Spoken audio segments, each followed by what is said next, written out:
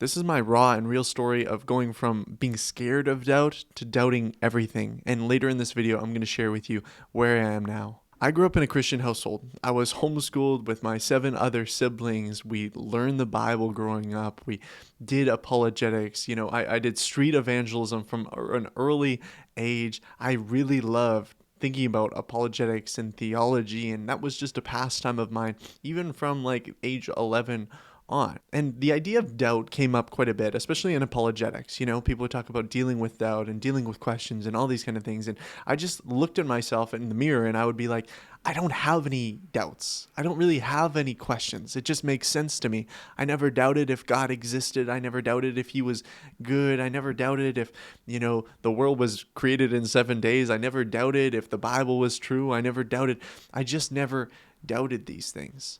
And it just came easy. I was like, this is what I believe. And I was set on being a great Christian kid who did what he was supposed to do, who listened to his parents, who didn't rebel like the rest of the teenagers. I don't doubt. Meanwhile, I would encounter people that say, I'm doubting these things, I'm questioning these things, especially into my teenage years. And that would scare me. It would scare me big time because I'd be like, oh no, are they going to walk away from the faith? Like, why don't they believe? Like, it makes so much sense. And I would just be filled with fear. Also, in some ways, it made me more prideful. I'd look at them who were having questions and doubting certain things and putting different beliefs, biblical beliefs into question. And I would be like, wow, I'm such a good Christian. I don't have those struggles. I don't have those doubts. I don't have those questions. Now, the truth is this story is a lot more recent than you might expect. Over the last 2 years, I've encountered some of the most challenging trials of my entire life, the most challenging trials of my entire life.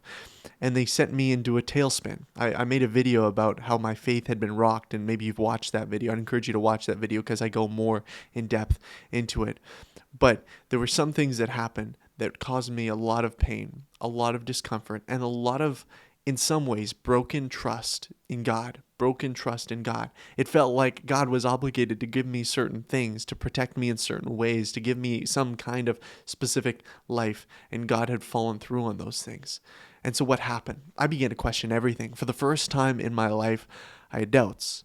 And these doubts weren't just like, little doubts here or there, but they were existential, like, is God real? Like, is the Bible even true? Like, does God even exist? Is Jesus even a real person? Did all this actually happen? And if it did, like, what does it even mean? And does this even work? And I began to just question everything and doubt everything and listen to people that had left the faith and, deconstructionists or whatever, and people that had deconstructed their faith. And I began to really like listening to these folks because it made sense to me. I was getting out that anger and that frustration at God. It's like, yeah, it doesn't make sense. And yeah, I'm frustrated. And yeah, I'm angry. And now I can watch this and feel better. Hey friends, a quick word before we jump back into the story. If you want to support this ministry, and I'd ask you to consider it, if you enjoy the work that I've been doing, I'd ask you to support on Patreon down below. It would be a huge help to me and my family as I seek to provide for them and continue this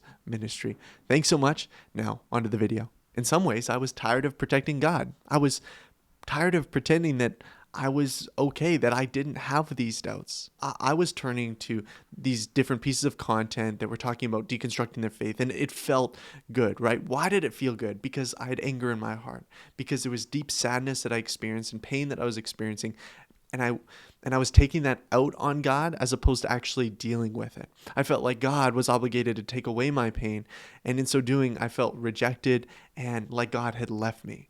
And because I hadn't really experienced doubts before, when doubts came, it felt very scary. It felt like, okay, wait a minute, this is it. What do I even believe? Oh my goodness, I'm doubting this thing. I've never felt this before. The truth is my faith foundation was partially faulty because I had expectations of God that he wasn't obligated to deliver me, that I was building my faith on some misconceptions. One of them was that God couldn't handle my doubt or my questions. I was scared of it. I was terrified of it. Even still, even as I was questioning things, I was like, this is a sign that I guess it's not true. If I can't have certainty here, if I can't have total, confidence in this moment, I guess it's all over. And everything seemed to fall apart for me. What I realized is that God can handle our doubts and He can handle our questions, and He doesn't hate us for asking them. What is a problem is when you hold yourself above God and start becoming the judge. I had to understand suffering and pain, that these things are things that guide us towards God, that develop us in perseverance, that show us that God is truly the most important thing, and direct our attention onto Him in the midst of these trials. And it wasn't even unusual to ask them, especially in a time that was really hard. When you do ask these questions, is God real? Does God really love me? Does God really care in these times of pain? And that's okay.